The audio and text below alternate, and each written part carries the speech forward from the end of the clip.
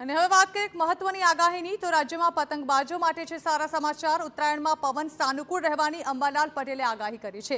10 kilometre પ્રતિ કલાકની ઝડપે પવન ફૂંકાશે। સવારે પવનની ગતિ 6 થી 7 કિલોમીટર પ્રતિ કલાકની રહેવાની આગાહી કરાઈ છે।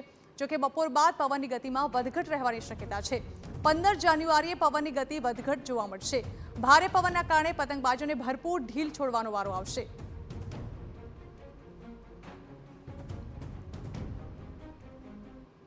સવારના ભાગમાં ઓછી લગભગ જેમ જેમ દિવસ વધારે અને પવનની લહેરોની ગતિ થોડીક વધુ રહેવાની શક્યતા રહે છે ત્યારે પવન રેશિયાનું કંઈ હરકત આવી શકે। બપોર બાદ પણ પવન રેશિયાઓ માટે પવનની ગતિમાં વધઘટ થશે। આમ છતાં એકંદરે 14 અને 15 જાન્યુઆરીએ પતંગ રેશિયાઓ માટે પતંગ ચગાવવામાં હવામાન સાનુકૂળ રહેતું છે। તો રાજ્યમાં ઠંડીને લઈને પણ અંબાલાલ પટેલે આગાહી વ્યક્ત કરી। 18 થી 23 જાન્યુઆરી દરમિયાન વાતાવરણમાં પલટો આવી શકે। 18 જાન્યુઆરીની આસપાસ પશ્ચિમી વિક્ષેપ આવશે।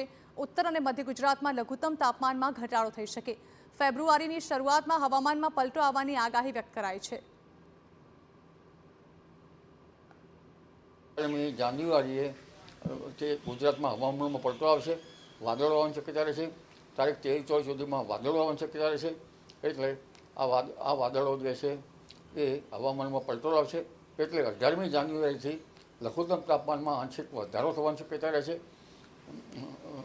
લગભગ મધ્ય ગુજરાતના ભાગમાં હવામાનમાં થોડોક વધારો થાય। ઉત્તર ગુજરાતના ભાગમાં લઘુત્તમ તાપમાનમાં વધઘટ થવાની શક્યતા રહેશે। ગિરનારના ભાગમાં પણ ઠંડી પડવાની શક્યતા રહેશે।